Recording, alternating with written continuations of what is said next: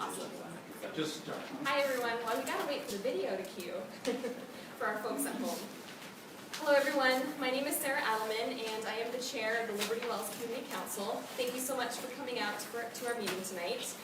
I just want to remind everyone that this meeting is being live streamed and recorded.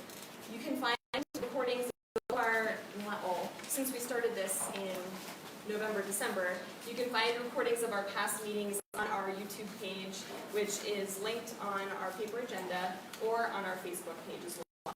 And if there's ever a time that you want to tune into a meeting but can't make it in person, you can always tune in through our Facebook live stream at home. So thanks to everyone who's here, regardless of whether you're at home or with us in the room. One quick thing that I wanted to introduce tonight. We've always done this as a community council, and I think actually Jeff, who's here with us today, had a version of this when he served as chair. But I wanted to bring back ground rules to our community council meetings. I've always been very impressed with our community council and our dialogue. I think we're all very respectful of each other. We have a good sense of how to engage in difficult conversations and still be able to listen to each other. What ground rules will help us to do, though, is just kind of be that check for ourselves as we're participating in discussions, just to make sure that we're listening to everyone, that we're leaving room for other people to talk and participate, even if they're being quiet, and that we're able to have a productive discussion. I had a sheet in the back of the room that some of you may have had a chance to grab, but it's an overview of ground rules that were adopted by the board at our last board meeting. And this is actually a combination of Liberty Wells Community Council board input. It's a combination of ground rules that ELPCO has been using for quite some time, and some recommendations from city resources as well. And basically there's 5 key ground rules that can help us with our conversations here at the Community Council. Number 1 is simple. Just respect each other. Respect each other's ideas. Listen. No interrupting, wait your turn, and respect the group. Every idea is worthy. Make your points succinctly so that everyone has a chance to weigh in and talk, and give everyone an equal chance to talk. If you're really passionate about an issue, maybe pick just 1 or 2 things that you really want to communicate when you're engaging in a discussion, and then take a moment to step back and let others join in as well. The third rule is it's okay to disagree, but let's do it agreeably, which I think we're all very good at here. We can challenge ideas, but not people. No zingers, no insults, no cheap shots. Let's just talk about the concepts that we're dealing with. Number 4, keep the conversation productive. If you're upset about something, explain. Why are you feeling upset? What's your reasoning? Keep an open mind and avoid passing judgment on other people. Remember that you want them to be able to respect your opinions as well. And finally, number 5, which I think sums up all of this, and this is something that Janae brought to the ground rules conversation, was the concept of step up and step back. If you've been quiet for a while, maybe there's an opportunity for you to step up and participate in the conversation. If you've been talking a lot throughout our discussion, maybe it's time to take a step back and let someone else weigh in. So those are things that I'm going to use as we move forward with community council conversations. Again, we've all been very good at this. Nothing's changing. This is just to help us all kind of keep tabs on each other and work together as a group. Any thoughts or feedback, questions on the ground rules? So the board adopted it as rules for the community, but I think that it would be appropriate to put it up for a community vote as well. Do I have a motion from the community to adopt these ground rules for our community council meetings? So moved. Excellent. And do I have a second? I second. Excellent. Any further discussion? All those in favor of the ground rules say aye. Aye. Any opposed? Any abstentions? Okay. Thanks everyone, I appreciate that. Okay, one other reminder for tonight is board elections will take place at the end of the meeting, so feel free to, or please do stick around and participate. We rely on you guys to help us create the board leadership that we have, so please do join us for those elections at the end of the night. Okay, a couple of quick reminders about upcoming events. This is a busy time of year for the Liberty Wells Community Council, and we have a lot of exciting events going on. So to get us started, I wanted to invite Val up to talk to us about Liberty Park Market. Thank you, Sarah. Liberty Park Market started out this week as its opening week, and it was, as I say, every year, this being its third year. It was fantastic. It was phenomenal. This year we had more people come out to see our market than we have ever had before. I think it is because people are getting a sense of our market and the fact that we are now there, this being our third year. We also have more vendors than we have ever had before. This year we have something like 106 total that are coming, not all at once, but we have 106 that are on board to come. We also have our market buds and our produce bucks for kids that's working out really, really well. We have our Taste of the Market in September.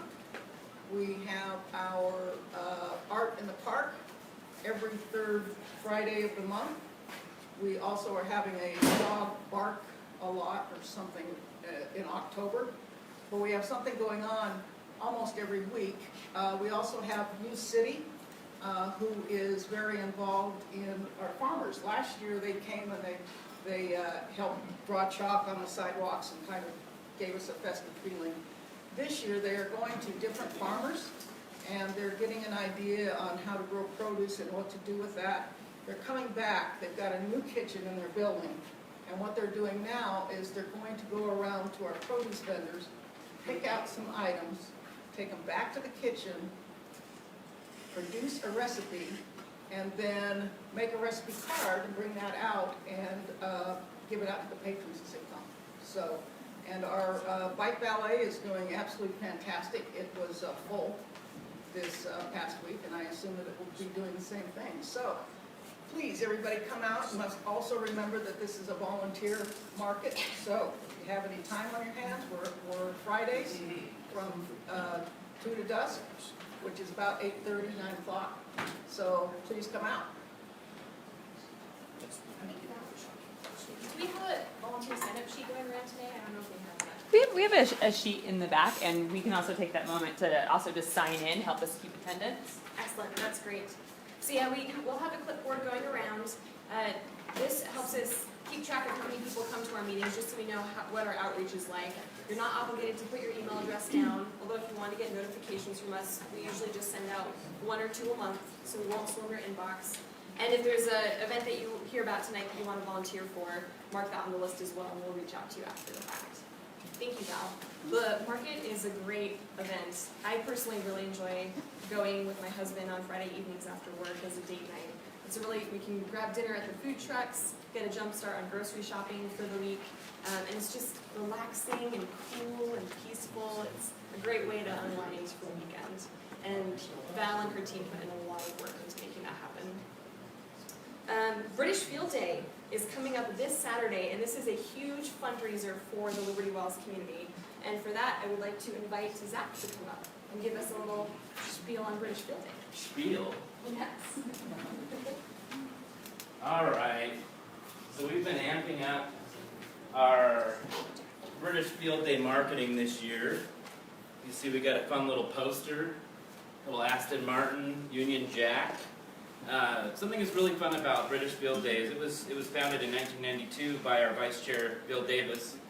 And one of the things he has said about a car show is all you need for a car show is cars and people. So we're pretty sure we got the cars thing done. There's a lot of enthusiastic British Motor Club of Utah car people, but we need more people. So I'd like to invite you to come down on Saturday to help us out. It's a $5 donation for 12 and over. Kids are free. We have some really fabulous things going on at the event this year. We have the Wasatch and District Pipe Band, which is a bagpipe band that they've traveled all over the world to celebrate bagpiping. And you might say, well, are bagpipes British? They are. The British flag, this Union Jack, is actually the Scottish, Northern Ireland, and English flag combined. So we're going that way. DeLoreans are also Irish. So we've got that going on. Wales. Yeah, Wales is part of England. That would be, Wales and England were one. You told that to a Welsh person, right? Yeah, oh, I got you. So, we also have an Irish flutist coming. We have a model car display in addition to all the life-size models, so you can see a lot of different little fun vignettes. We have food trucks. We have a kids' garage that's going to be amped up this year. We have 3 beautiful community members in overalls or shop clothes ready to help your kids have a really good time at the event. Scavenger hunt, and eventually they can earn a ticket to get in a ride or go on a ride in one of our British cars in our closed road track that we have over here on this road on the east side of Liberty Park.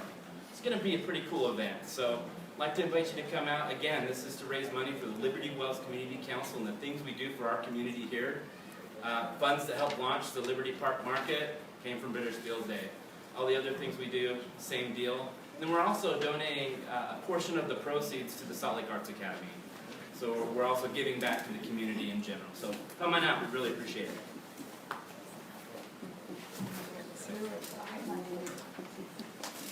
Thanks, Zach. Okay, so British Field Day this Saturday, mark your calendars, please come by. In July, I'm going to invite you to save the date for our First Encampment Park celebration. Marilyn, did you want to say a few words about First Encampment Park?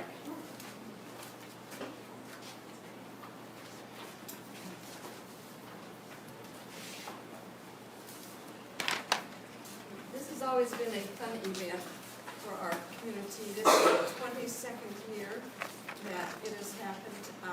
We usually have about 400 people show up, so it's a good way to get to meet your neighbors. We have an authentic pioneer breakfast that we have DeWitt to give credit for making it more authentic and having lots of fun there. And we have music and games, authentic games for the kids. And it starts out, well, there's a hike that joins us, and actually Rena's in charge of that. She wants to say something, but that is in connection with the Days of 47 celebration, to have reenactment of the original settlers come into the valley. And we have tours of very old homes, and my home is open. It's the Wilford Woodruff Farmhouse, and a 2-story log cabin that people enjoy coming through to see what an actual log cabin looks like, because there aren't too many that haven't been moved and redecorated. So that's always a lot of fun for people. And we have games for the children. They get to make little pioneer dolls, cornstalk and things like that. And so we invite all of you to come. It's free, the hike's free, the activities are free and tours and that. There is a charge for the breakfast that's outlined. So we really couldn't give that away. It was going to be too expensive. So we invite all of you to come and take part. It is a volunteer thing too. So in a couple of weeks we'll be asking for people to help sign up to make it happen. Thanks so much. Yes. How much is the breakfast? It's $5 for adults this year and $2 for children. Is that right? There's been some discussion. Yeah, and people say that it's really worth it, so we invite you to come. Thank you. Thanks, Marilyn. Now, I'm not sure where else you can get a really good pancake and bacon breakfast for $5 a plate. That's a steal. Definitely come on by. It's a great opportunity to meet your neighbors, enjoy a nice summer morning together, and if you do the hike, Wayne, who's over there in the corner there, he can give you the details on the hike, and you can treat yourself to breakfast at the very end. A couple other events that are taking place just from other partners in the community. If you're a history buff, Saturday, June 22nd, the Wells Board is actually celebrating 100 years of being in the community. And they're going to have a history event on Saturday, June 22nd, from 3 to 6 p.m. It's located on 1990 South, 500 East. They'll have a historical photo booth, historical games. You'll be able to explore the history of the ward within the community, but also other community members. So if you want to check out some history items, I would definitely encourage you to visit the ward on the 22nd. It's from 3 to 6 p.m. And then one other last event that I wanted to share with everyone. So as you know, the mayoral candidate field is pretty broad, and we're lucky enough to have a mayoral candidate with us tonight, although she's here in her city council capacity tonight. Because there are so many candidates in the field, it's especially important to engage in the conversations, find out what each of the candidates stand for, and really get a good feel for who it is that you're going to be supporting to serve as our next mayor. Liberty Wells Community Council is joining with 7 other community councils. Am I doing my math right? 1, 2, 3, 4, 5, 6, 7. 6 other community councils within this area to host a primary debate with the mayoral candidates. That's taking place on Tuesday, July 16th at Westminster College. It will be in the Jewett Center for the Performing Arts. And that will take place from 5 to 6 p.m. There will be a Meet the Candidates session. And then from 6 to 8 p.m. we will have the formal debate with a Q&A session. So I know there are a lot of options to engage in different topics. There are a lot of different types of debates going on over the course of the next couple weeks and have been for some time. If you haven't had a chance to attend a debate yet and really want to talk to candidates about local issues that impact your neighborhood, I definitely encourage you to come out to the Community Council primary debate on July 16th. Okay, enough of event announcements. Let's move on to some of our main program items. We don't have the fire department here tonight, but we are lucky to have Detective David King, and I'll come back and chat with you, Tim, in a second. But Detective King, would you like to come on up? Give us our public safety report. Thank you.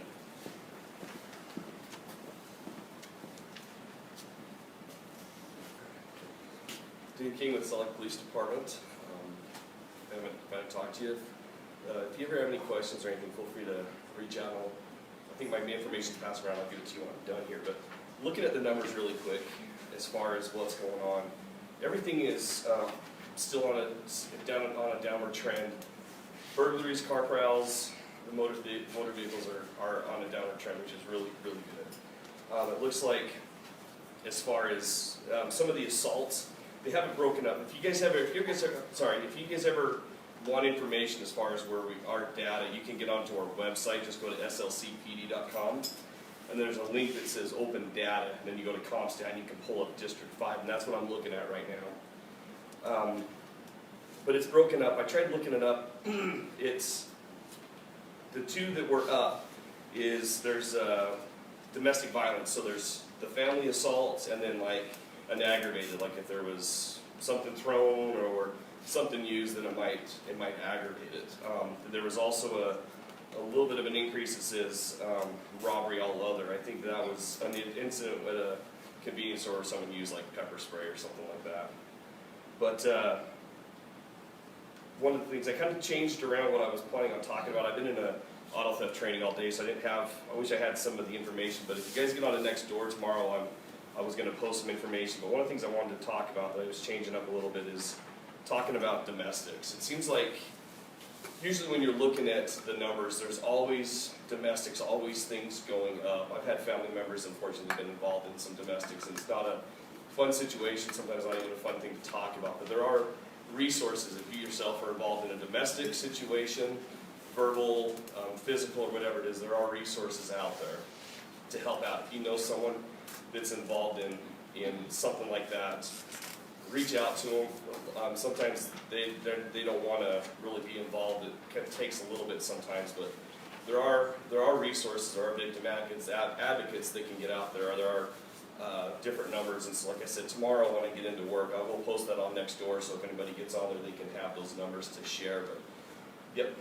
What's the best way, at what point is it responsible for someone to call the police when you hear something going on your street? Like, at what point would you say is the appropriate point? Like, screaming, like, I'm just curious, like, what you feel like is the best role for us as citizens to play in those kind of things? You know, that's kind of a hard situation. I'm going to leave that up to your own personal opinion, because it will come down to how you feel about it. If it's something that's constantly, probably something needs to be looked at. If it's just people walking around yelling, screaming, and they separate, it's up to you. I mean, there's no harm in calling hey, there's an issue, can please come do a welfare check on people. We can show up.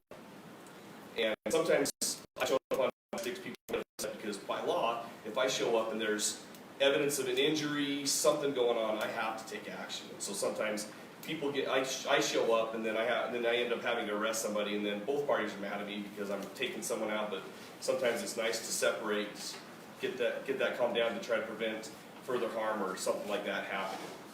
So yelling, screaming, I'm going to leave it up to you as far as if you feel like it's necessary for us to come out, because you're the one that's out there, you're the one that's seeing that. And like, I think I've maybe said this before, sometimes you'll get officers that are kind of like, oh, why are we going out, well, this is dumb or whatever, you know, it's my job. I tell people I'd rather come out and not have an issue than not come out and have a big issue. So if there's something coming out, and it could be just simply that they're just arguing and I can just show up, talk to them, nothing criminal has happened, but I can say, we can mediate a little bit, say, why don't you just go for a walk, cool off, and that helps, hopefully that will. But there are a lot of resources. It seems like a lot of times I'm looking and the numbers are a little high and it's hard for us to try to control that. And so a lot of times we just kind of look at some of the other stuff that we might be able to control, but that is something I do want to mention, that there are resources out there for us to help out. So don't hesitate to give us a call if we can come out, mediate, separate, try to figure out a solution so that we get people out of the situation. We will. We got victim advocates at our disposal. If we get out, we need to call, we can, just to get people in contact with different resources. So it is something I want to just mention, because it is something that happens quite a bit throughout the city. Does anybody have any other questions? Yeah. Do you differentiate in your guys' records for that sort of stuff with violent, like where there's something actually violent going on, where there's a physical altercation, where the wall is being punched, the doors are being slammed, versus just a verbal argument? So what I'll come out when I would investigate domestics, as I'm writing up my report and I enter the code to classify that, there's a non-criminal domestic and then there's a criminal domestic. If I come out and I'm talking with people, both people deny that anything physical's happened, they're just mad and upset at each other, I'll write a report documenting, I'll write it up as a non-criminal domestic, just saying I came out and told them this is what was said. And then the prosecutors. Usually on the non-criminal domestic, if I got no evidence of like a crime or anything like that, then it's just a report documenting. If I come out and I can verify that there's some kind of a criminal thing being thrown across the room, breaking during a fight, throwing stuff at each other, show up and there's injuries, by law I'm required to take action, whether it's a citation or taking somebody. So at that point, then it becomes criminal, and then it goes to the prosecutor's office, and then that goes through the whole court system, and it's up to the court and the judge to determine if they're going to carry on with the charges or if they're going to work some other deal to get people help.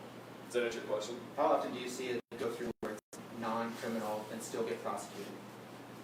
I'm not aware of any time where it's non-criminal and still gets prosecuted. Okay. Because it just shows up as a report. It goes to our domestic violence detectives, and I write it up just saying I responded, didn't see any evidence, but they were arguing, and this is the course of action that we took. And then it's just left as a report, unless there was maybe something that happened after that I wasn't aware of. Maybe officers went back out, and at that point something happened, but even still, my initial reports just uses documentation that we went out there. Yeah. So you mentioned that certain types of crimes are trending up or down. Do you pick like certain crime types, like car prowls, we're really going to focus on car prowls, or like what's causing those trends to go up and down? So every 2 weeks, our admin gets together and they pull all the stats for the city. And so they'll usually break it up. One week we'll talk about the west side, and then 2 weeks later they'll talk about the east side. And they got we got a captain and a lieutenant for each side of town, and they look at all the data and they report to the admin as far as what's going on. We got we got an analysis unit that they're looking at all the stuff. So when they see a spike in the car prowls or whatever, then we let the admin know, or they let the admin know, and then they kind of focus the patrol to say, hey, we got an issue here. Well, the crime or this CompStat unit that does all the analysis, they've actually created hot sheets sometimes where they'll have a little map with a hot spot that says this is the kind of area, and then we do focus our resources specifically in that area to try to alleviate that. My squad will adjust every once in a while, depending on what it is. One of our guys, that works districts 7 down at Sugar House, there was a spike, so he came in and worked a couple graveyard shifts and just stopped everything he could find just to try to show the police presence and just to document who was out at like 3 o'clock in the morning, just to show some kind of a presence to try to help alleviate some of that. So we'll get in and try to figure out some of that stuff and then just allocate stuff as needed. Where are the highest auto theft reports coming from? Recently, I think the last time I was here that they had sent out a heat map, and I want to say that I'm trying to remember. It's kind of bordering between District 5 and 6, about 13 to 1700 south, and maybe like 5th east to 8th east, just kind of in that area. It seems like I think that's kind of died down, or we might have pushed them around. They might have gone somewhere else. So I haven't seen anything specifically in the last month as far as the heat area in this area. It just overall, it's like we'll take that and we'll just say we see a problem right here, but overall it's just on a downward trend. But I haven't received anything lately. Does anybody have any other questions for me? So, apologize, I'm going to take off a little bit early. I have some family coming into town. But, Oh, I'm doing Night Out Against Crime. what's that? I'm doing Night Out Against Crime. Oh, I want to talk to you then. Okay. So, if you need to get a hold of me, my number is 801-799-3624. Or I can be reached at CIU District 5 at slcgov.com. If you lose it or whatever, you can always get onto the police website, slcpd.com, and find my CIU officer. And my information's there. But like I said, I apologize I don't have the information. I kind of changed what I was going to talk about at the last minute, but I'll get some stuff posted on Nextdoor with some different resources and numbers. I'm sorry, so the group that gets together and does kind of the prepper stuff, what's happening with that? The prepper stuff? You're talking about Neighbor- CERT? Yeah, community emergency. Community emergency. Oh, you know, I don't have any contact with that. I'm not sure what's going on with that. That's a separate program that's run, I think, with joint resources from state and city, I believe. I have to fact check myself on that actually. But we offer scholarships to allow people to participate in CERT training. We're actually, I'm going to be taking nominations for our public safety preparedness chair. There's someone who's interested in taking that on and leading it up for us. So, yeah, so you can expect to hear more from us. Yeah, because maybe we should just schedule it for ourselves and just do it if there isn't one scheduled, because I think it's important. Oh, there's tons scheduled. You can go on the city site. They regularly are occurring. I've done it.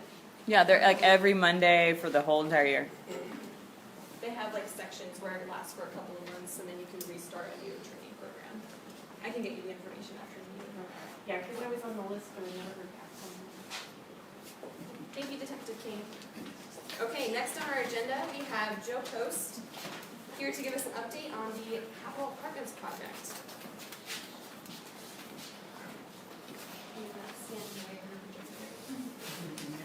What happened at the chair? Oh, this is supposed to be more centered in the action. That's okay. Can we help troubleshoot?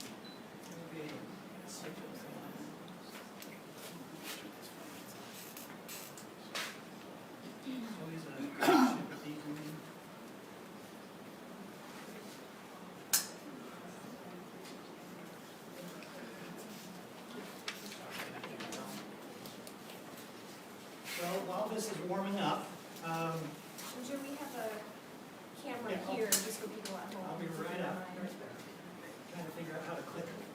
know, sorry. We'll see. Do you want me to help advance your slides for We you? may need to do that. Yeah. Again, I'm Joe Post with the Housing Authority of Salt Lake City. I just got a personal note. I'm so pleased that the First Encampment Park is still running. I was in charge of putting in a sprinkler system back 24 years ago, and working with the church group from up by immigration, the Mount Immigration. It's quite a neat thing, and I'm so pleased that it's open. So, when it was grand opening, we had kids come over and put in stones in the creek that's there. And my kids did that. Kathy's kids did that. Now my daughter's 33 with 4 kids. Anyway, I'm just so pleased. Thank you. I'm here to talk today about the Capitol Homes Apartments. This is going to be located on the site of the old Capitol Motel, the notorious Capitol Motel. We were able to acquire the land about a little over a year ago. It was actually January of 2018. Working with the city and the RDA, we were able to put together some parcels, and I'll go over that when we go through the slides. But we're excited about the way this is going. We've received funding. There's a good chance we will be breaking ground in the fall if everything goes well. So here's the show. Just tell you a little bit about our nonprofit arm of the Housing Authority of Salt Lake City. It's called Housing Assistance Management Enterprise, or HAME. I've left the business card back there if you'd like to grab it. It has contact information. HAME is the arm that does most of the development for the Housing Authority and property management. It's been around since 1992. It's one of 2 nonprofit entities of the Housing Authority. The Housing Authority houses over 9,000 residents in the Salt Lake City area. There's about 120 employees, $37 million annual budget. We have 29 properties that we've developed or purchased in the Salt Lake City area, and we specialize in hard-to-house populations.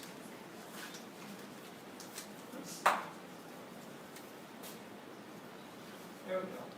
Tell you a little bit more about us. Recently, we opened up a few properties, not too far from here. The first I'm talking about is 9th East Lofts, located at 444 South, 900 East. That was opened in March of, 2016. It's 68 units, some affordable, some market, so it's a mix. Leased up very quickly. At the time we were building, there was a 0 parking requirement, but we ended up putting in close to 28 stalls. And people were very concerned if we could lease it up. There wasn't any parking. It took 2 months, and there's been a waiting list ever since. We're right close to the tracks, and it really helps to have that. It's been very successful. The other project that we opened the previous year is Taylor Gardens, 112 units of senior tax credit affordable housing. That's over on West Temple, next to our main office, also next to Taylor Springs, where the Ballpark Community Council meeting is held. And this is Jefferson School Apartments, which is over on West Temple. We have 2 different phases of 84 units in each phase, so there's 168 units there. That was originally opened for the Olympics. The DEA stayed there, and we had 10-foot fences with concertina wire, and we were able to rent it out to them. It was actually the seed money that we made from that event that helped us build phase 2. It's been a very successful project. Taylor Springs is the other property I spoke of that's also senior next to Taylor Gardens on West Temple. And here's a map of the properties that we have in Salt Lake City. So as you can see, here's I-15, and there's kind of a feel that all of the affordable housing is on the west side. And this helps us, show that there's affordable housing all through the valley. Go ahead. We just had, I think it's a word that's used a lot, and we had a question from online about, can you give us a little more of a definition of how do we define affordable housing in Salt Lake? Sure. Affordable housing, the city's definition recently was at 80% of average median income or lower. But the majority of the affordable that we do is at 60% of average median income or lower. Meaning there's the average that everybody makes in the Salt Lake area, which is in the 60,000s. And so if you figure 50% of that would be in the 30,000s that a person would make per year. And the rent is based on if they have a voucher, or if they're involved with one of these set-aside units in these properties that we put together, they pay 30% of their net income. Now, other affordable, there's different definitions. There's also affordable market, which is 80% AMI or lower. We have some at 60%, 40%. What we try and do is we try and sort of, oh, there goes my clicker. We're really focused on not breaking things. No break. That didn't go very well tonight, so. We're focused on workforce housing. So workforce housing would be labor in the downtown area, waitresses, school teachers, those hard workers. That's what we're trying to target for. Isn't it income to family size? That's a part of the ratio. criteria. That's a part of the criteria. And each properties, we have very strict background checks. We check on criminal history. We're very proud of our properties, the way driving by you would think they were owned by a public housing agency. We're very proud of that. So let's see, we kind of got ahead of ourselves. Oh, I hadn't adjusted it and I think I messed up. No problem, that's where we are. Thank you. Sorry about that, guys. This is a list of the properties that I was talking about. From all the way back in 1975, 1973, there was public housing built that we still manage. Go ahead. Just a quick question on the background checks. What do those entail and who's precluded based on the background check? I don't have the criteria with me, but basically it would be for sexual predators. You know, we look for those kind of history. We wouldn't allow them in there. We are the housing authority, so we may be a little more lenient than the private market might be, but we're still pretty tough. If you'd like to get a copy of it, get my card. I can send it to you. I wasn't prepared to tell you what that is. And then the list goes on. So again, we're very proud of our properties. So just to give you an outline of where we're talking about, this is the Old South High, the community college. Here's the corner of State Street and 1700 South. 1749 is where the Capitol Motel currently is. And these are the parcels that we were able to put together. Now there's 3 different owners, 4 different parcels. So you see the motel piece is the central piece. Then we have the piece to the north, which is an old house and the old tattoo shop. And then Steve Lujan, who was a longtime cobbler in the city, is going to be retiring and moving to Idaho. So it's that piece, his home, and then there's a piece on Wilson Avenue. And I'll show you how this all comes together in our plans. Originally, the Capitol Motor Lodge was built, I believe, back in the 30s. You can see it had a nice place for the cars to sleep and for you to sleep. So in its day, it served a purpose. This is a picture of the central building now. And it's a shame it turned into what it did. When we took it over, there was just so much crime. It was just a central place for prostitution, drug use. I'm sure Detective King can speak to that, but since we've taken it over, we've put up gates. We have 24-hour-a-day management there, and we'll continue to manage it and keep it full until we do demo it, which should be probably towards the end of the summer. Joe, sorry to cut you off because it looks like you have a lot of good information planned.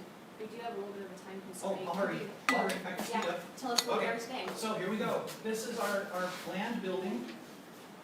This is the layout. This is the north here, and the people have been concerned about parking before.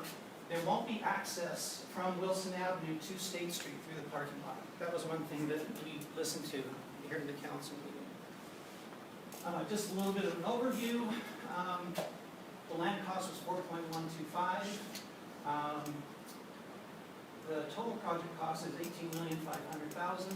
We have received the funding for tax credits, a lot of funding from Salt Lake City RDA, we're looking for loans from the Housing Trust Fund and Olin Walker. There will be 93 units from 0 to 30% AMI and all the way up to market. 1/3 of the property will be market as required by the RDA and the money they're providing. The amenities include a leasing office, a fully equipped exercise room, raised vegetable gardens, clubhouse, wellness room, computer room, top lot, bicycle parking. There will be 12 ADA units, 5 units serving previously homeless, 5 units serving victims of domestic violence, and 4 units for veterans. And there will also be 4 spaces for commercial facing State Street. This is, again, a little bit of the layout. This is the main floor. These are the places for commercial. We're looking at having great storefront with open garage-type windows that will roll up, so we'll have a spill out into the State Street area. This is a cool little bike cleaning and storage place for bikes, and exercise rooms and community centers with family space back here. These are the different floor plans. There was some questions about last time I was here. So we have micro 1-bedrooms that go from 357 square feet all the way up to 3 bedrooms that go up to 1,152 square feet. And this is just a little overview of what we're having on the exteriors. And the last picture of the project looking to the northeast. So those online, it's 3 stories. It's 4 stories. It's 4 stories? Yes. Okay. It is 4 stories. That's more than 30 feet. Well, there was a conditional use permit that we had approved through a process that we worked with the planning department downtown. There were flyers, multiple flyers that went out, an opportunity to, actually the planning representative came with me to the community council meeting, 6 months ago or so. He was very proactive in getting input from the community. So the 4th story was allowed through that conditional use permit. Anything else? Any other questions? What's the timeline for construction, or where are you guys at in the process? We're hoping to break ground in the fall, and then about a 12 to 14 month building time. Oh, I was gonna ask how tall it actually is now. I don't have the exact feet Okay. in my head, but Okay. approximately And then the 50 feet maybe. special population housing, how many units, I mean, in comparison, what percentage is that? I'm trying to figure that, wrap my head around that. Well, if it's 93 units, we have 31 units that are market that will rent to folks that are about 80% AMI up to an average income. And the other 62 will be a variation of affordable, from 60% AMI down to 30% or below. Okay. Okay? Please. Are you able to answer questions about buildings that are going up that aren't housing authority related, like zoning changes? And things No, like we're that? not an administrative agency. I wouldn't know to say. But come talk to me afterwards if there's buildings that you're concerned about. We Okay, can thanks. check, Awesome. get them on the agenda for the times. Anything else? I did want to mention, last time I was here, we talked about the Georgia apartments. We have it under contract. And we're looking for the money.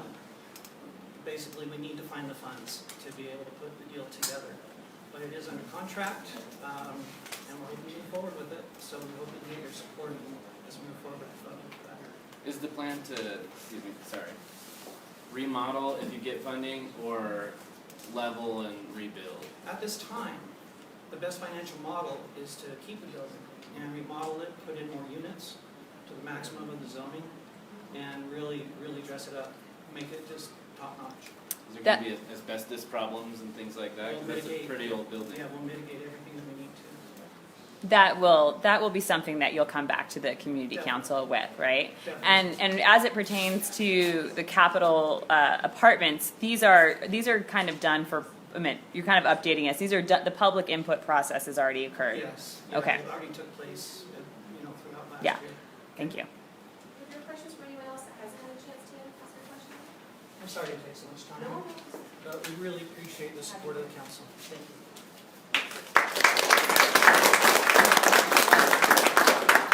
Thanks, Joe. And to your question, we do regularly have other folks come with the city planning commission. Usually we're notified by the city if there's a conditional use permit that needs to be approved, or if there's a zoning amendment that needs to be approved. That's when we absolutely that's when the city needs to get feedback from the community, and that's when they engage us directly. But there are also opportunities for us to invite developers to come in and talk about buildings that the city may not have notified us of. So They're already knocking buildings down. who's they? Or Whoever owns what the place. property are you talking about? We're right on the, close to 2100 South. Yeah. Yes. 421. Yeah. Yeah. 421 lofts. Yes. That is on our radar. They did not have any variances or zoning amendments associated with that building, so the city did not notify us. They weren't required to notify us, but we are aware of it, and we want to invite the developers to come in and talk to us, because I think it's a sign of good faith, for sure. And can you guys send out a message when the council's gonna be listening or to comments from the public? Because I don't think a lot of people feel like they're being heard in near where we live. Like this idea that you guys didn't open up onto a specific street, we would want that too. We don't want it opened up onto Redondo. I don't really personally want it to be 3 or 4 stories tall. If you're getting a variance from a single family to a multifamily, well, let's at least keep it to the same height as everybody else. I mean, most of the places single story anyways in the area. Yeah, and so we'd have to look at what the zoning currently allows the height, and the city would be able to tell us what that is. So there are no special permits that are being requested with it right now, but we do want to get the developers in regardless to have a conversation with us. Yeah, I have the planner's name, I'm happy to call him tomorrow. that'd be great. I wanted to find out first if he had come, Yeah, and since you and I talked earlier and he hasn't, I will call him tomorrow. that'd be great. I'll follow up with you on I that. live right around the Thank you. corner. Awesome. Thanks. Yeah, that's definitely a conversation that we want to have. But I think it's good for us to build relationships with the developers and for us to understand what their goals are and for them to understand what our community needs are. If they fit within the regulations of the city, there's not a lot that we can do Yeah. to necessarily stop anything. Yeah. But it's good to have a dialogue. And I mean, for I sure. don't want to be one of the, not in my backyard people, but I do want some modicum of continuance of the current situation. Yeah. Yeah.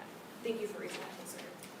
I was just gonna add to that conditional use we have a bad history with conditional use, because when that comes in, it goes, no matter what we've done. So that's really smart to be on top of it, because if we don't want that, because as the buildings are getting higher and higher, is this the tallest building that we have for housing? It's changing our housing stock, so that's really important. And she's talking about a different development than Right, this I one. understand. She's talking about a development that's slated for 2100 South of 200 East. Right, exactly. And this would be on State Street. Thanks, everyone. Okay, I want to get to our next agenda item, which is an update from our last meeting.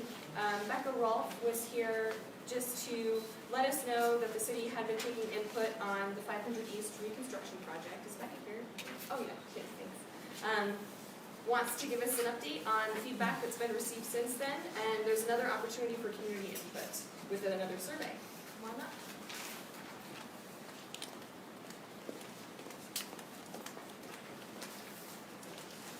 Thank you. So, as Sarah provided a kind of update on what I had spoken to you last time, we are at a point now where we have a draft conceptual design. That means that we have some ideas as to what we think the street will look like. But we haven't laid it out along the entire street. So we have what we think the typical street will look like going across the street, what the lanes might look like. And we've also taken a look at some of the transit. So let me just say a little more. There's a couple things that this project is not. This project is not going to make massive curves. A lot of people express love of street trees along 500 East. And in fact, one person said, you have to change this, you have to cut down the trees to do this project, you want fixed road. So we heard more comments about the trees than really anything else in the positive sense of what people think about the street. so we are not going to be taking out trees. The trees that have grown down into the road base, some roots will need to be trimmed, but we will be working with our urban forestry department and preserving the trees as much as possible. I don't anticipate that, we're not planning to remove any. So it's not a widening project, it's not a tree removal project. We look for urban forestry to put some trees in, particularly trees that at their full height are compatible with the power line, because the sycamores are really clearly want to be 60-foot tall trees, and the power lines have other ideas. So, let's see, it is also not a project that is going to be making wholesale changes to intersections. I know that at least on one of the local Facebook groups that I participate in, as I'm pretty close to this area in my own residence, someone said, oh, are you going to restrict turns at 500 East and 21st South? Or are you going to restrict turns at 500 East and 17th South? Like the right turn only design that's on 600 East. And no, none of that is part of the idea. 500 East will primarily continue to serve as a collector street, 2 lanes of traffic, and buses. So, then here's what it is. There's a couple things that it's not. We have looked at the volume of traffic, the speeds of traffic, the parking use, and basically all of the technical considerations you would look at about the street. We have also looked at the city's master plans, specifically the pedestrian and bicycle master plan, as well as the transit master plan. And both of those have some recommendations about the street. The area master plan for this section of the city, which I apologize, I'm forgetting exactly what it is called, but it includes Central City, even though we're not the Central City Community Council. That master plan generally has some recommendations about streets, but doesn't really say anything particular about 500 East. It doesn't say you should do exactly this with 500 East. So, but we looked at all those things, and we also looked at the complete streets ordinance. And the upshot of that is that we now have a conceptual design that proposes, there's 3 areas of input that we really want to get from the community. One is on a bikeway design. We are proposing to either remove parking from both sides of the street and install bike lanes, and that is compatible with what is recommended in the Ped Bike Master Plan, as well as the Complete Streets Ordinance. Or we have a second option, which is to mirror the design that we have between 13th South and 17th South, and that is consolidating parking on the west side of the street and having a northbound bike lane.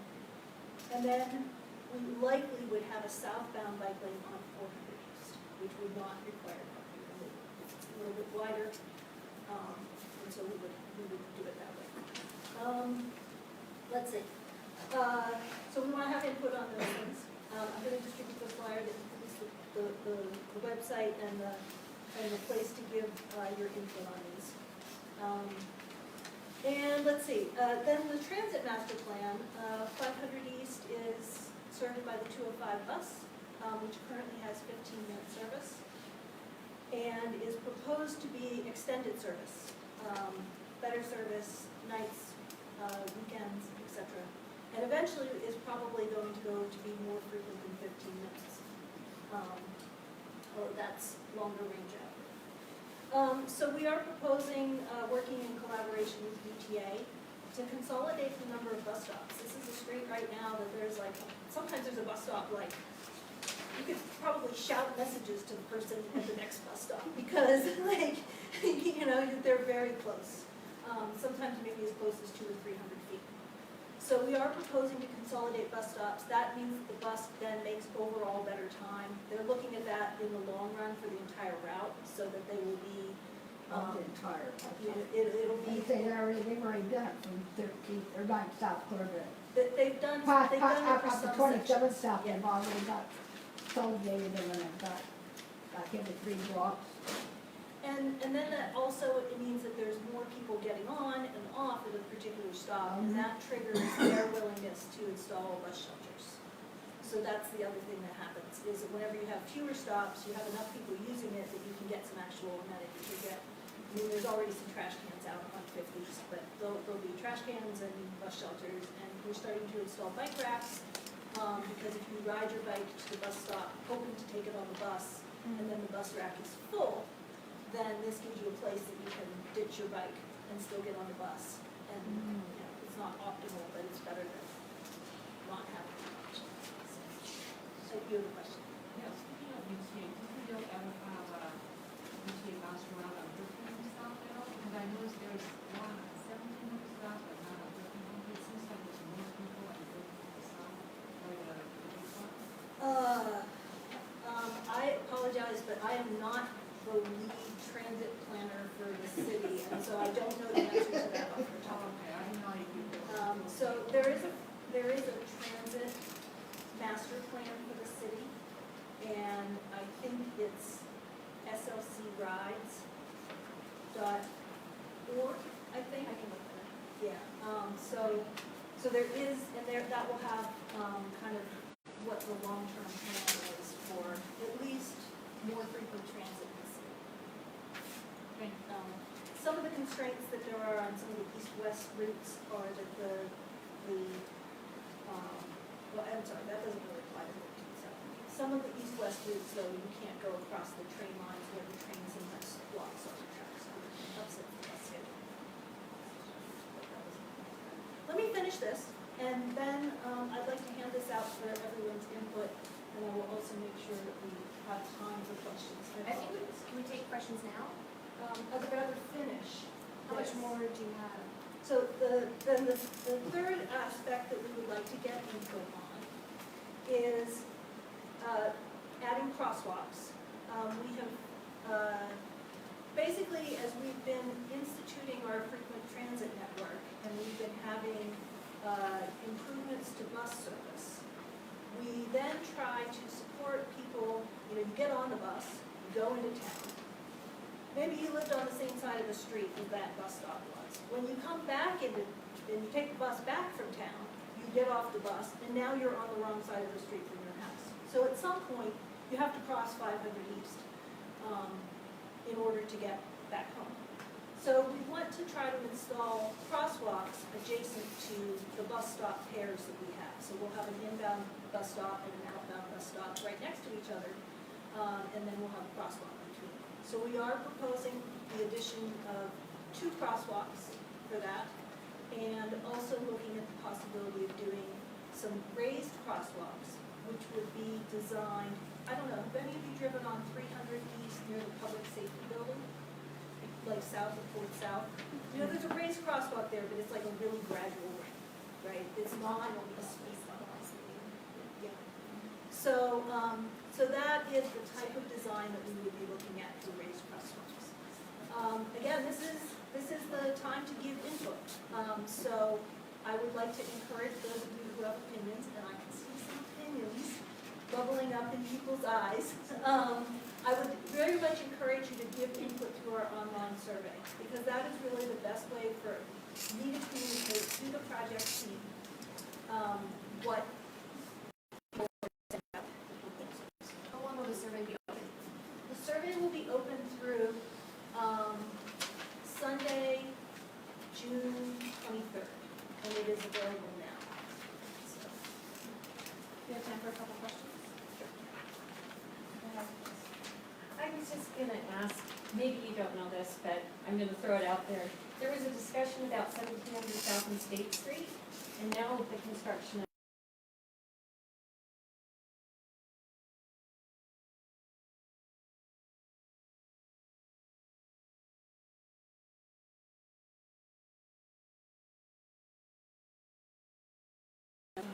that's okay. On 4th East, that's a pretty narrow street when, I'm a little bit nervous about that, so when that comes up, I'd like to know, because I don't know that street. We did have a question in the back. Larry, did you have a question? Or are we just getting lights back on? I was coming down my driveway this afternoon and you and your little dog came by, Okay. passing out flyers. And I think there are a lot of people on side streets that may not have this on the radar. And if you make the choice of taking away all parking on Fifth East, you know where it's gonna go. This is true. So I think they deserve a heads up Okay. and be part of this discussion. I'm confused by your comment about raised sidewalks, raised crosswalks, and who can I contact? Because we specifically asked for raised sidewalks on 400 East to slow down the traffic. And we were told the city was no longer installing raised crosswalks because of the snowplows. So I'm confused. Okay, well, we have been working with the public services that does the snow plowing, as well as with the fire department, on developing designs that they are happy with. And I'm not sure who might have told you that we're no longer doing it. Well, we asked forever to get speed boards, and it was great when they finally went in. Yeah. But it's the point now where people ignore them, and they're always flashing 30, 35 miles an hour because there's nothing between 17 and 21st. We asked for stop signs, and we were told, no, it didn't justify stop signs. And yet, we have cars flying up our street. So, who can I call? And so this is what I would say. I could be talking to any community council, and I would have people that would say exactly what you're saying. And so, a few years ago, I think about 15 years ago, the city was installing some raised treatments. And we got some pushback from the community, because some people don't like them. Some people love them, some people, you know, it's like energy. Sure, you can't please everyone. Yeah. Right? So, at that time, that program was stopped, and we did not do it. I think that the pendulum swings, right? And we're swinging back now to the point that we are starting to have a lot of requests from communities throughout the city where people are concerned about speeding and would like to have people, you know, freeway speeds have even gone up. Now people are used to driving 80 whenever they're in southern Utah and not worrying about a cop as opposed to driving 80 and keeping an eye on the back window, right? So like, And I don't want to derail this discussion. If you could lay afterwards, tell me who I can call. I can't tell you that quite yet, but I can say you can continue the conversation, right? So I'm not saying that there's someone that you can call that can give you that. But I would encourage you to reach out to our transportation director, to John Larson, that's Jon, John Larson, Lars. I think it's E-N. I think it's E-N too, but we have another staff person in transportation that's the other one, so. All right, thank you. Yeah, so Or it's, SLC we are hearing that from a lot of places, you know, so I think it's time that we relook at what we can do that does fit within our community. Thank you.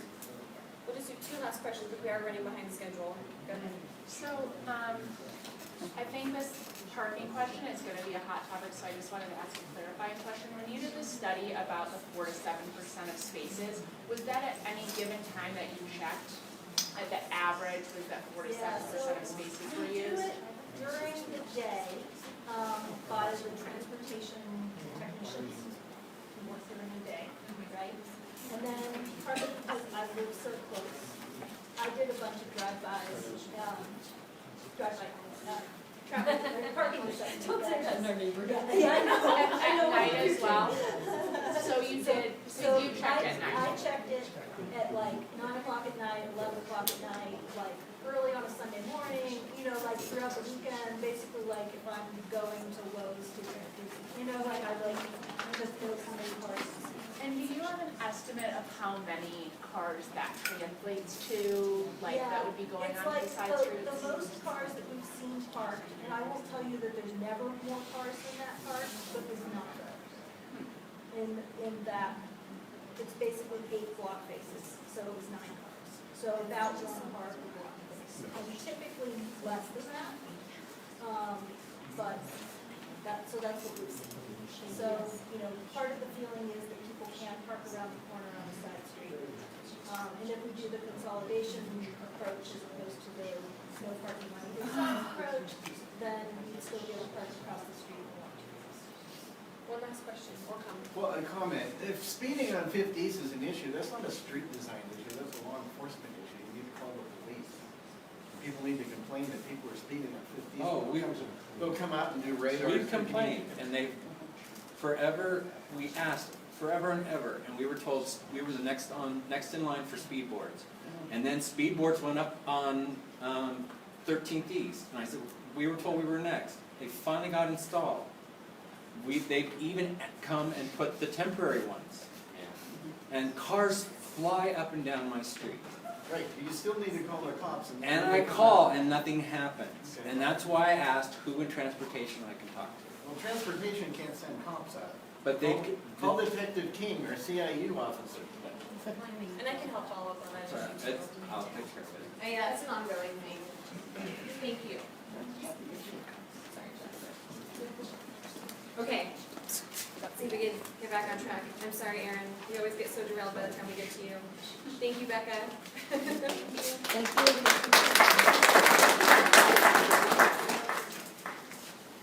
you. Can I make a quick plug? Yes. So I've been trying to send out an email after our meeting with some of those follow-up items, like sending out a link to the survey. So encourage you, if you didn't sign up on the list, to put your email, and we'll try to, those things that require a little bit of follow-up information, we'll try to provide that in our third email in the month. Yeah, Janae's been doing a really good job with that. And I would encourage all of you that are here tonight and listening in, tell your neighbors about the survey.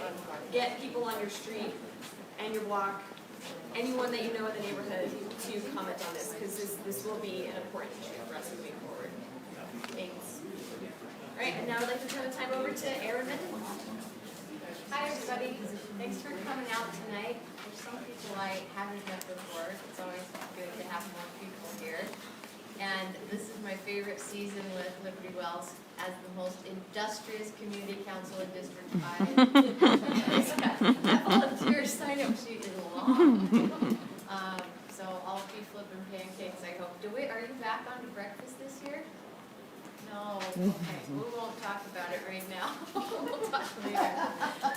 But come, it's really fun. It's fun to volunteer, and some of us have been doing it for years. And you get there, 6 in the morning or some unheavenly hour, I'll just say. And then you get to flip pancakes, make bacon, serve people up, and you do a real pioneer breakfast. So come out with Tony whenever it ends up happening.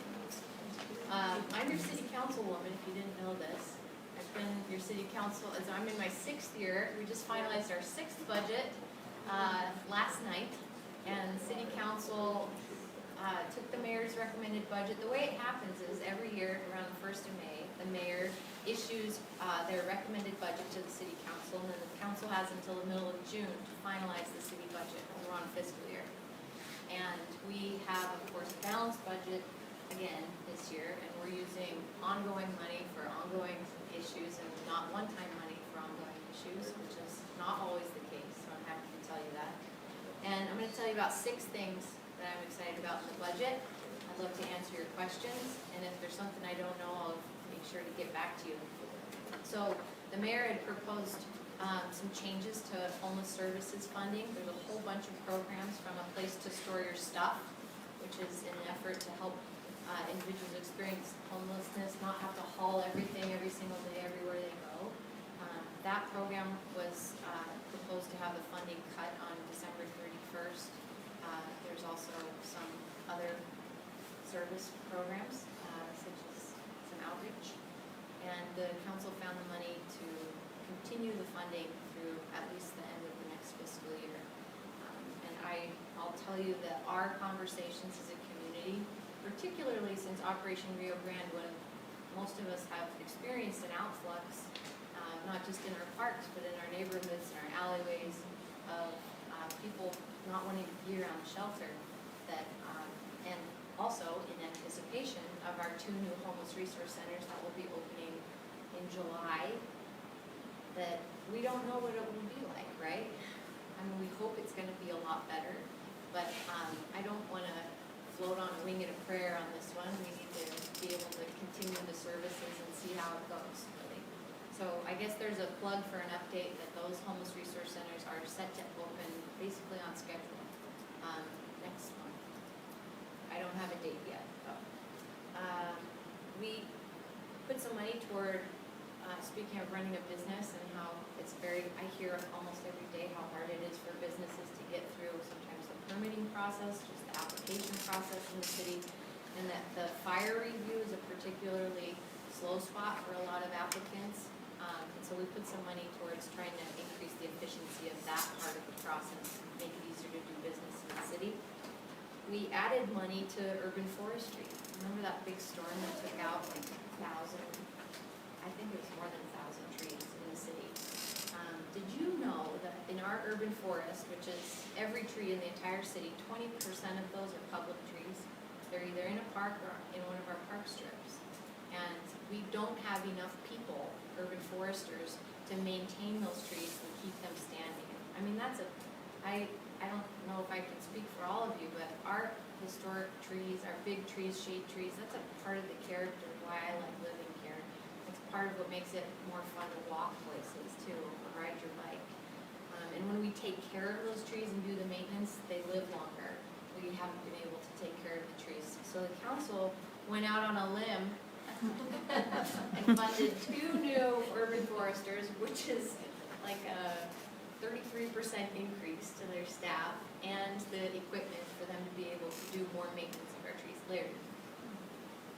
Did you know that Salt Lake City used to be known as the Tree City? No, I didn't know that. Back in the 30s and 40s. What happened? Didn't have foresters. People forgot. Maybe we can get back on the map as the Tree City. I'll give you a little bit more detail. A couple council members and I have been trying to every year backfill so that we can at least afford to replace as many trees as we have to take out based on trees falling apart or dying. Like we've had some trees in Liberty Park die this year. And a lightning strike on a tree recently. And so we've worked to do that, and we asked that hard question this year. If we fill that hole, which is a $45,000 hole this year, do you have enough people to actually plant that many trees? And the answer was no, which led to this conversation about staffing and equipment to be able to do the work.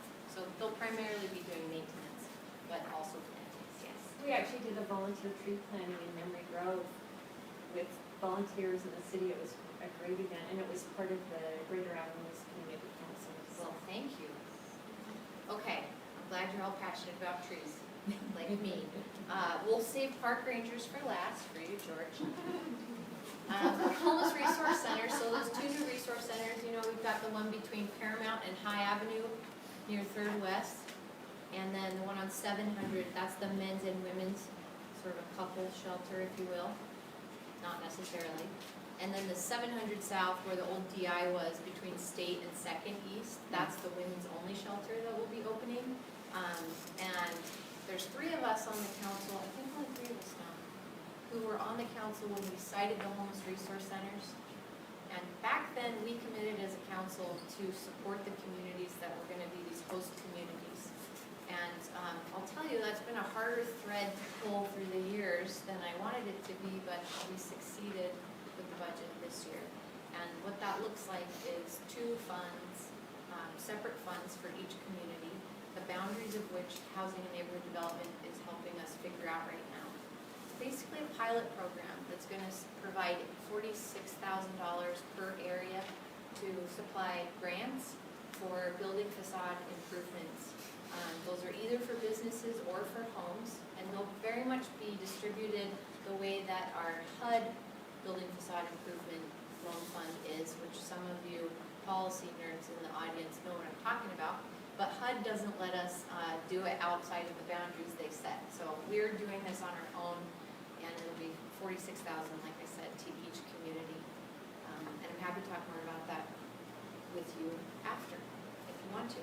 We also put some extra money toward traffic calming installations. There's particularly there's pedestrian safety issues all over the city. There's some particular ones in Rose Park on 6th North and 5th North where we've had 2 fatalities in the last 18 months or so.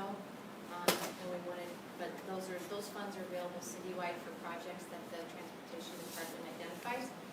And the last thing I wanted to tell you about, well, actually I wanted to mention one more thing, but because Becca was here. Do you guys remember the conversation where we talked about raising the sales tax and what it's going for? which is streets infrastructure, rebuilding our streets. It's actually the maintenance part of the streets. Affordable housing, ongoing funding, public safety. So we also hired 23, or we gave the funding to do 23 new officers. And the fourth thing is buses. So this August, for the very first time, we get buses where we say we want the buses. We're buying bus service from UTA for the first time ever. And this is based on that master transit plan that Becca just mentioned that shows where we go as Salt Lakers, not where the regional commute comes in and out and needs to go.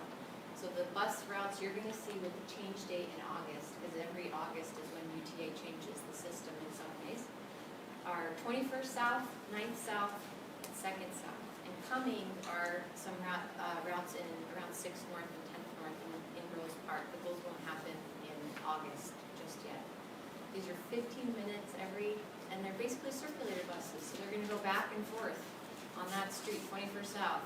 You don't have to check the schedule, you aren't gonna end up in Kearns or Holiday. It's like a circulator bus. Same thing for 9th South and 2nd South. 7 days a week, later service at night.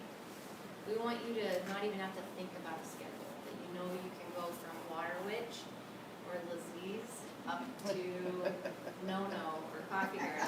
You know what I'm talking about. Okay. So then, just for you, George, the last part is the park rangers. We had a good conversation, a couple conversations in community council meetings. And this community council, did any of you participate in the survey about a year, 15 months ago, about quality of experience in the park and what do you want to experience here to help you feel more safe? Anyway, about 500 of our neighbors did, from East Liberty Park to Liberty Wells and Central City. And the takeaway was we want a park ranger pilot program. Well, it's not exactly what we're getting. But hey, the administration and the mayor's recommended budget proposed 6 police officers to be the park ranger pilot program. And it's not just Liberty Park. It's about 6 parks throughout the city. Erin, can you speak up a little bit more? Yes, park rangers. And they will not be on horses, unfortunately. I know, everybody wanted them on horses, no mounties. There'll be officers on bicycles. And so we cannot order the police department where to put officers, but we requested that these 6 officers be an expansion of the bike squad, which remember we brought back just about 4 or 5 years ago. And that they then be equally distributed between east side and west side to be able to expand their footprint. Jeff? I know they're police officers, not animal control officers, but will they remind people that their dogs must be on a leash? That is a question we can politely request of the police. Because I see it all Your the time. mayor could through ask them Liberty to Park. do that, but your And- city councilwoman cannot. Okay. And I you would want- appreciate that. That would be something we could bring up with Detective King next month. Yes?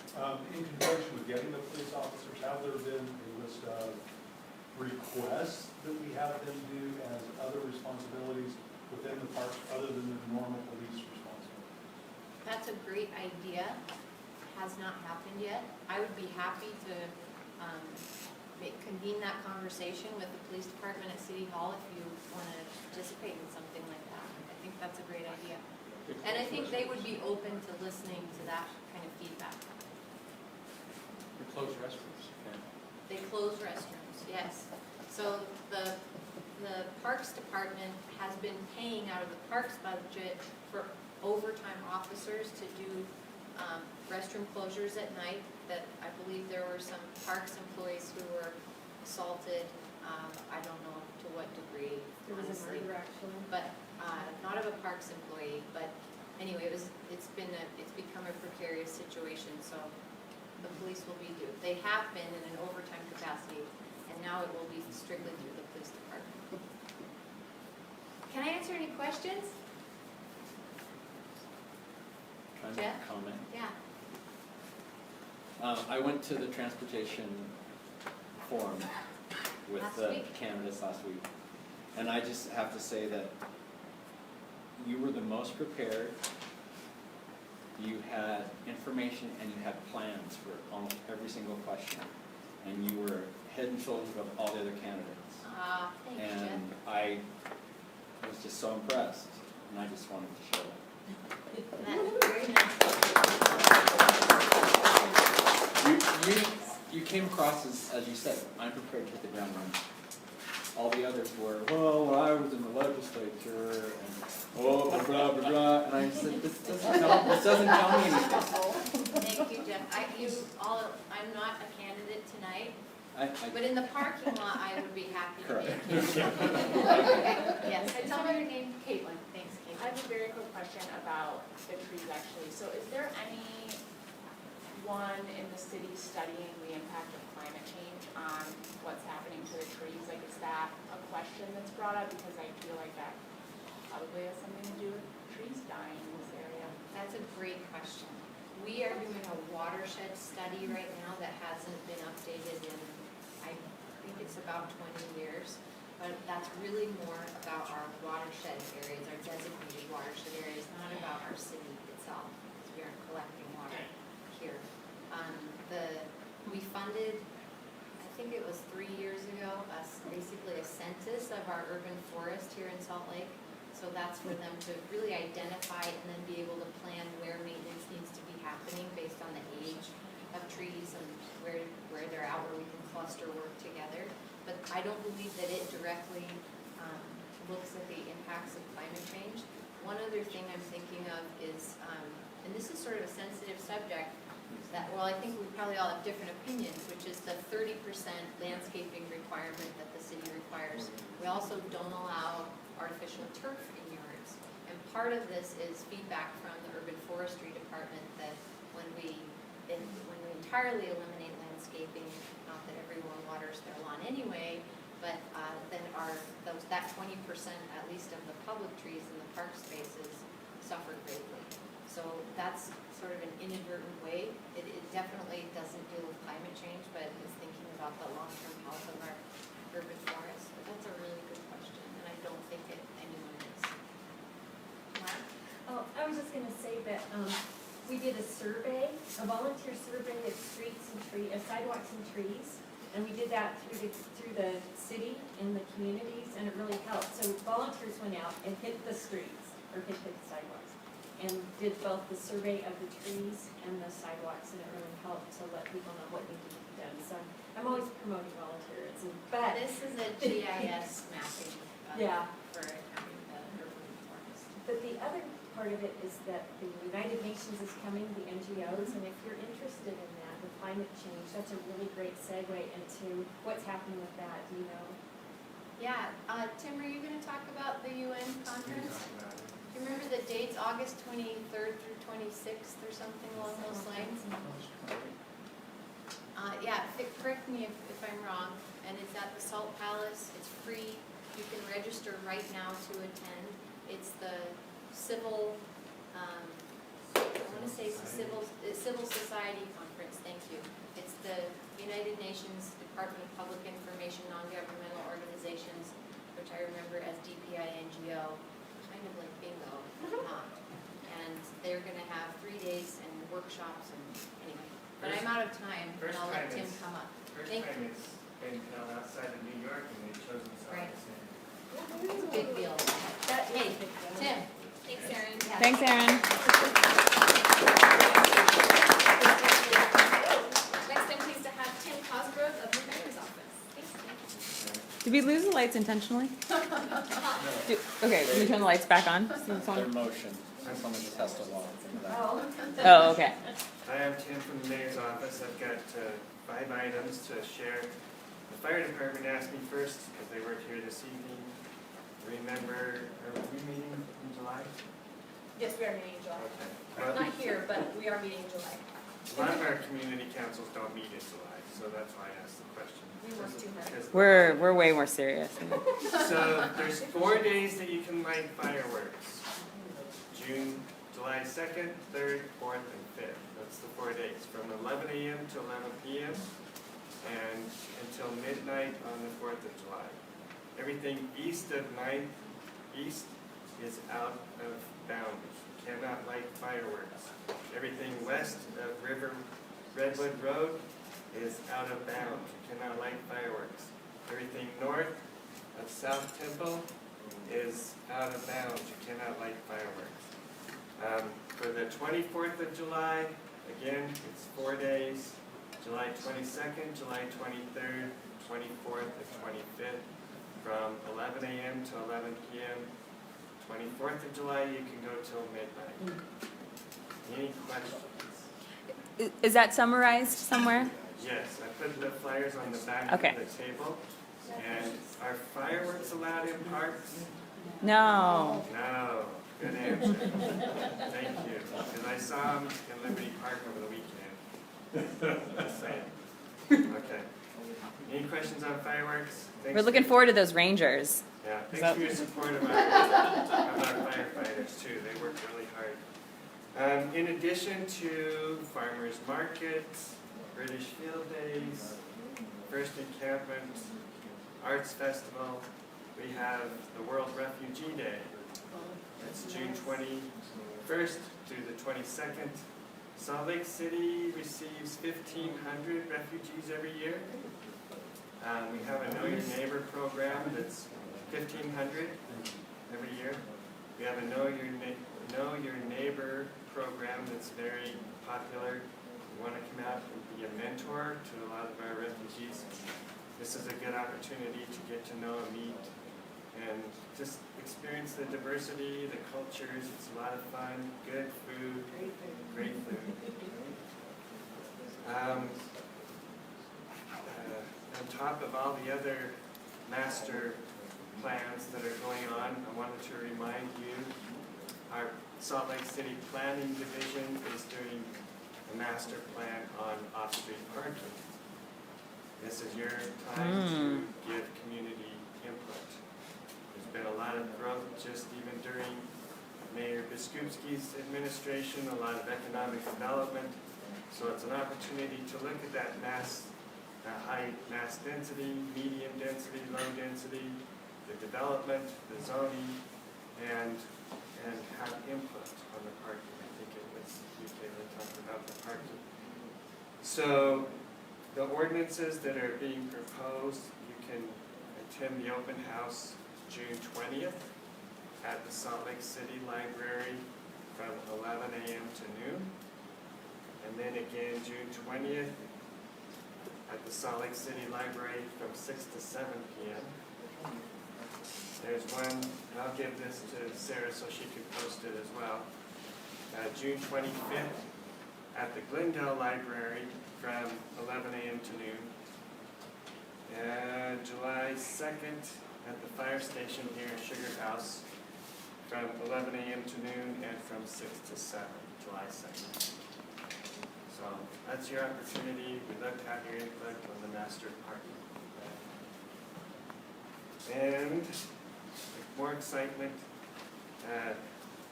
Tour of Utah, August 16th, Friday. They set up a big, it's like the Tour de France, but it's the Tour of Utah, right? How many of you are bike riders? All right. It's a lot of fun. It's 54 miles around Salt Lake City. They go around the track 8 times at breakneck speed that I can never keep up with. I just do it for fun. But if you want to volunteer, we have about 60 volunteers. They need about 300 volunteers. So you can go online, Tour of Utah, sign up to volunteer. It's August 16th, Friday. And I put the maps and everything back on here so you can identify where those street closures are going to be and take matters accordingly. Any questions? Any questions on anything else? Once, twice? Oh, do we have a drone policy in the city? We do not. I found one crashed into my house, and I've had to send 2 cease and desist letters, so I just wondered if we had a That drone might be policy. an FAA or I think it is FAA. or Yeah, state. the FAA told me to call the police, but the police are like, it's a drone. If Anyway, there's okay. nothing else, could we invite Whit Smith to come up, please? We're gonna make you stand up in drones. You're gonna make me stand up, aren't you?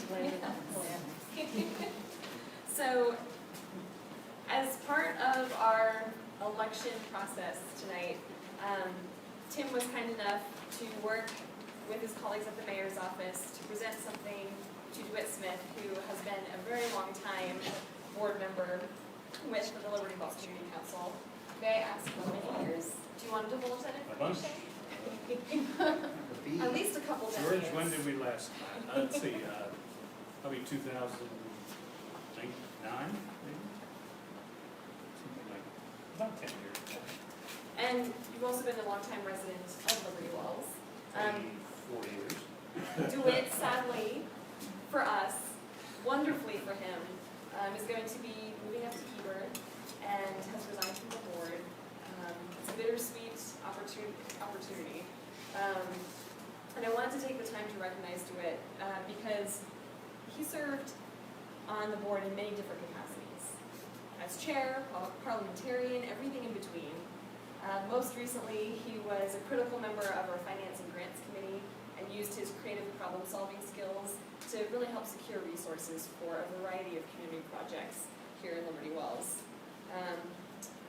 You helped bring on British Field Day as a fundraiser for Liberty Wells. British Field Day existed for many years as a car show under Bill Davis and the, I'm going to get the association wrong. What's the name of the group that hosted it for many years? Actually, it was British just, Motor. well, the British Motor Club was just a participant, but it was basically the British Field Day Committee. Yeah. And we gave ourselves the Liberty Road. And DeWitt was instrumental in bringing that on as a Liberty Wells event. You also elevated our first encampment park celebration from donuts and orange juice at the end of our hike to a community breakfast with a hot pancakes and bacon, pioneer style, and bringing out a lot of different neighbors to participate in that event.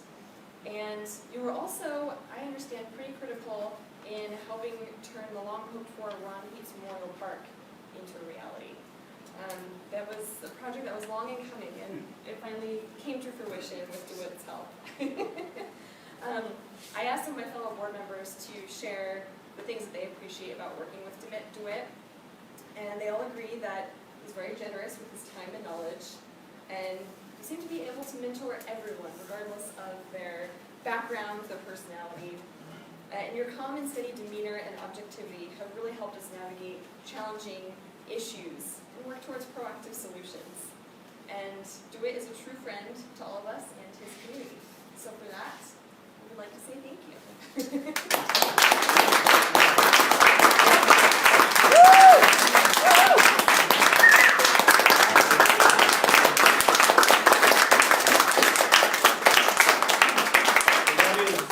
That is pretty much how I wrote that, yes. Just thank you for being part of the community and the friends that you've all been. We look forward to new challenges up in Heber. We're building a home up there in Timber Lakes. You're all welcome. My 23-year career with the YMCA prior to moving to Salt Lake City always taught us over time to leave a campsite better excuse me, than when you found it. And I tried to do that here in this community. So thanks for that opportunity to do that. And but there's one challenge that I am unable to accomplish, and that is I can't increase as chairman the population of back to Sarah.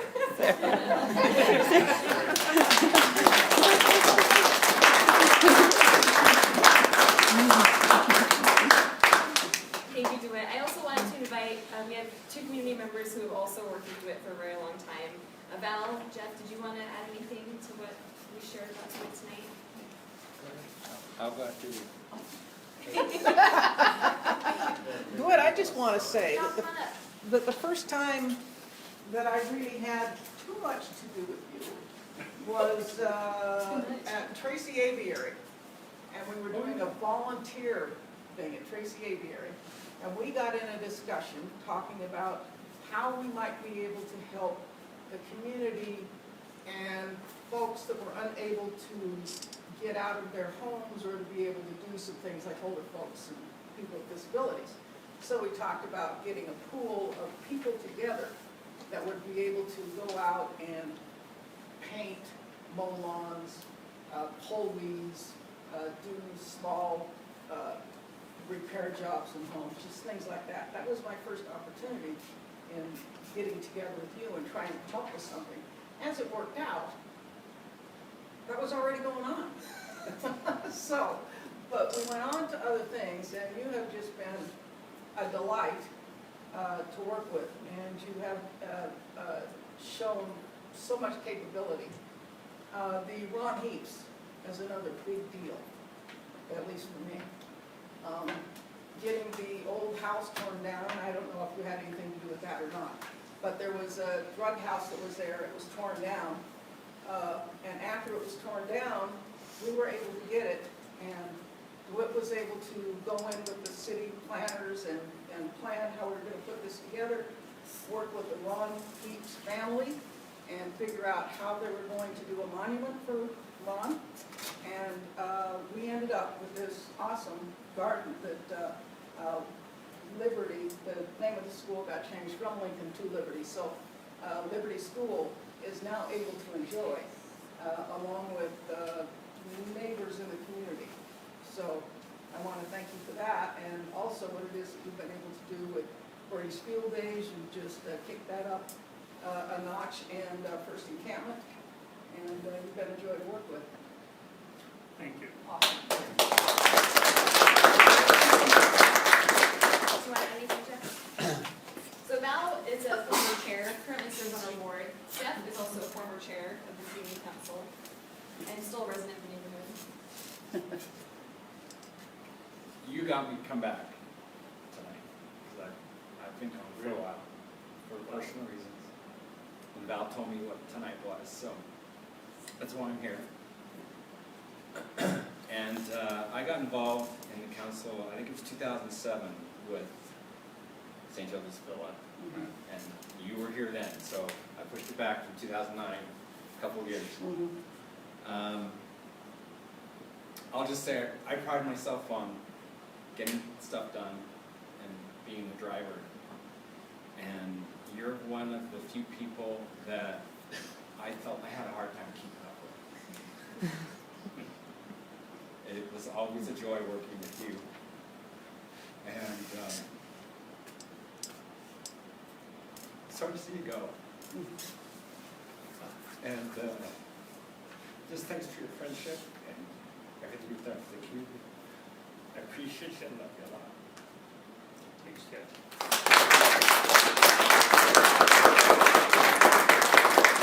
There's one other thing I want to mention that he did help with, and that was a signage. I was hoping that maybe Jeff would bring that up, because Jeff, DeWitt, and Steve had an awful lot to do with that. But that's a signage for the boundaries of our Liberty Wells community area. And it was a tremendous effort. Yeah. In fact, DeWitt had, and I need to make this quick, DeWitt had a trailer that he let us use to haul these long poles to an airplane hangar, so that we could get them painted and then take them back to have them put up.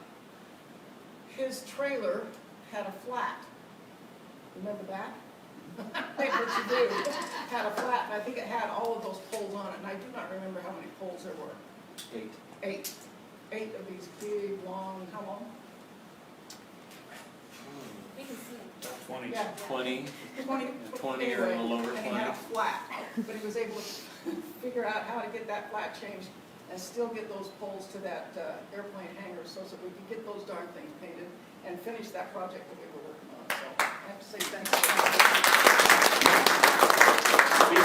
Speaking of, we still have one of those in my driveway, and I need to talk to you about the city getting it. Well, DeWitt has been an incredible mentor towards me. I will definitely continue to call you when I have complex But as much as I wanted to take the time to say goodbye to a really valued member of the community, this is also a good time to say hello to new members of the community that want to get involved. We only have a few minutes left because we do still need to put away chairs, but I want to finalize nominations and do elections for the Liberty Wells Community Council Board. As you heard from some of the things that we talked about with DeWitt, this is a great opportunity to really have an impact on your community. And you don't have to worry about the laundry list of things that DeWitt accomplished for us. If there's one little idea or one thing that you want to do to be involved in your community, serving on the board is the place to do that. We took some nominations previously. I have a question. Yes, of course. Maybe DeWitt could do this. We don't have, or we didn't have a parliamentarian and we need that for voting, so. Yeah, so actually that's something that we are going to nominate for today. Yes. Oh, okay. I Yeah. mean, somebody for the elections, a parliamentarian. to oversee So the- according to our bylaws, we can take nominations verbally or by email leading up to the meetings. And then, so long as none of the individual positions are contested, we can do an election by acclamation, which would basically say, we would put forward a motion to accept the nominees, and then we would have discussion if needed, and then the aye, nay, or abstentions. So we'll see if any of the positions are contested tonight. Let's get through it. How about it? Okay, so I want to start off with general board. Two people that are not here tonight but did request that they be nominated because they are interested in continuing their service. One is Steve Hunt. Nominate Steve Hunt. Thank you. Do we have a second? You don't give Second. a second for elections. Thank you. But you can third it.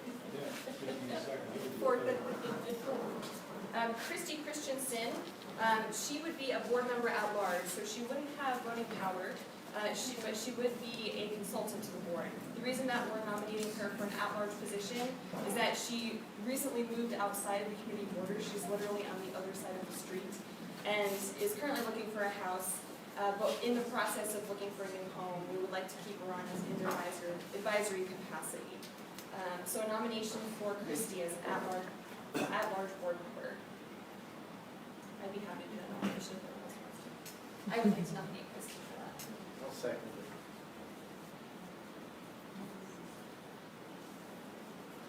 Great.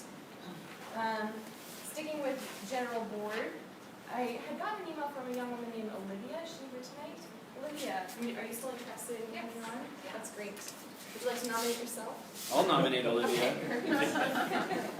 Olivia, remind me your last name. Rossi, R-O-S-S-I. Excellent. Okay, and then, who else? Valerie. I would like to nominate Valerie if she's willing to accept the nomination. I'll second it. Okay. I think that's, I'm being parliamentarian and I should, but I think you should have somebody from the body nominate those people. Karen, would you like to nominate Valerie? Get her away, I guess. Karen, would you be willing to nominate Valerie? Yeah, I'll nominate her. Thank you. I'll second it. The second. I'll third it. Okay. Fifth it.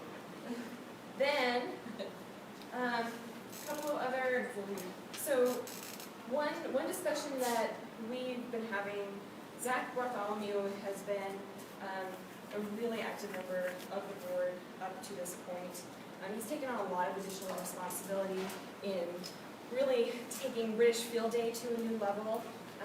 He's stepped up numerous times to help other committees like Liberty Park Market with challenges that they face. He's present at every event.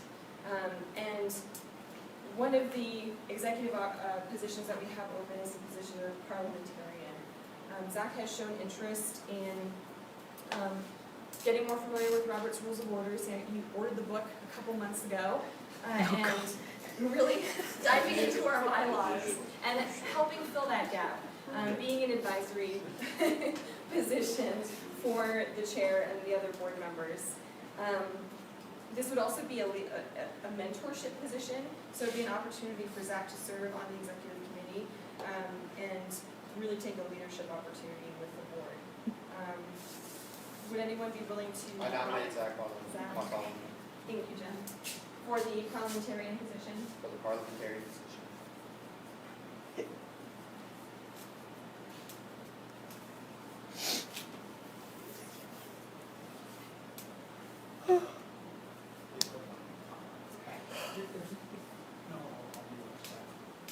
And then Zach, you had previously in an email nominated Bill for vice chair. Does that nomination still stand? Absolutely. Bill, do you accept the nomination? Yes.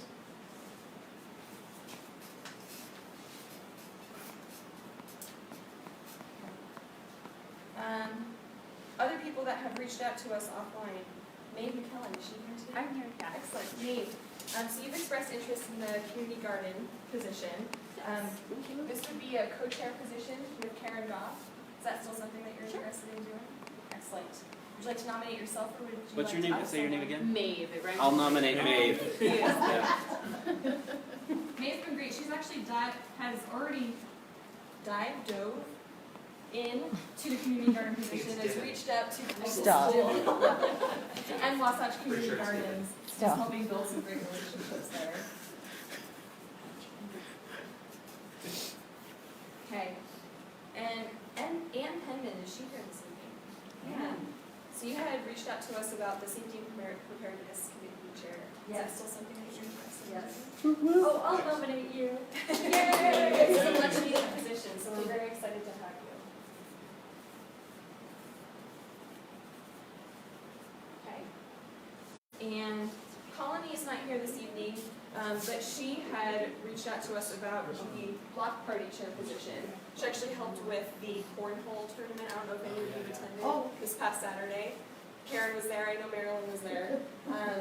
This will help build relationships throughout our community, and Colony, I think, would be fantastic in the position. Do we have anyone that would be willing to nominate Colony? I'll nominate Colony. I'll second that. You're having all the nominations. I know, I'm sorry, I'm just excited about these new Step people. back, Yeah, oh, step back. I'm mostly You teasing step you. up, I was yes. like, Hey, I was it's like, parliamentarian, you Yeah. can't Speak that fast. speak out. That's interesting. That'll be your. I'm not yet. So, are there any other community members that we haven't mentioned tonight that would like to put their names in the hat, or could possibly contest any of these? Going once, going twice. Anyone else want to volunteer? This is a really great group. I'm really excited to say that we have no fewer than 5 new people joining the board. So even as we're saying goodbye to some treasured community members, I'm really excited to work with some new community members. Seeing as we have no contested positions, I would like to propose that we do the election by acclamation. Do we have a motion to accept the listed individuals to elect the listed individuals as members of the Liberty Wells Community Council Board? I so And- move. Thank you. Any seconds? I second. Any discussion? Call for the question. Yes. Point of clarity, Thank you. is this a 6-month or a year? Oh, yes, thank you. So we are in a period of transition right now. Lifetime. The people who have been nominated have been notified of this. But while we adjust our calendar year, this would be a 6-month interim term. So your term would be effective July 1st. Our first board meeting is July 17th. And that term would go through December. And then we would be up for elections again in December. And that would put us back on a year-long term as board members. So we would serve from January through December. So especially for new community members, this is a great way to kind of test out board leadership, see what it's like, and then see if you want to continue for the year term after that. Call for the question. Any further discussion? One other thing, Sarah, Yeah. there's a 2-year limit on positions, right? 2 terms. 3-year, I think it's 3. and specifically for executive committee. For executive board, Yes. not So- board members, executive board members. Yep. So it's not a matter of years, it's terms. Well, You can't do 3 consecutive terms with the bylaws. Correct. So you could be chair for 2 years, not be a chair for a year, and then be chair again. Okay. I'm thinking with our, we've had, what, 2 half terms now? I don't know if I could 100% clarify that, but I think that would still be 1 term. Oh, yeah, so I like would you're assume, saying because to be if not, you're starting, done, no, so. meaning specifically for the chair position, so I took over from Bill in January, so that's 6 months, and another And 6 then we have months, another that 6 would months, count. so Well, that's I'm two. being The here, question you is have- being called twice. So you have two more times for your building. We'll Yeah. change the bylaws. We'll have to refer to the bylaws, I believe that it says year term, we'll check on that, but that's a good point, thank you for raising that. Well, any further discussion? That changes it. The question has been called. Okay. All those in favor of electing these members to the Liberty Wells Community Council Board and their respective positions, say aye. Aye. Any opposed? Any abstained? Thank you everyone so much for sticking with us tonight. I'm excited to work with all of you. Yay, new members! Motion to adjourn. I'll let you go.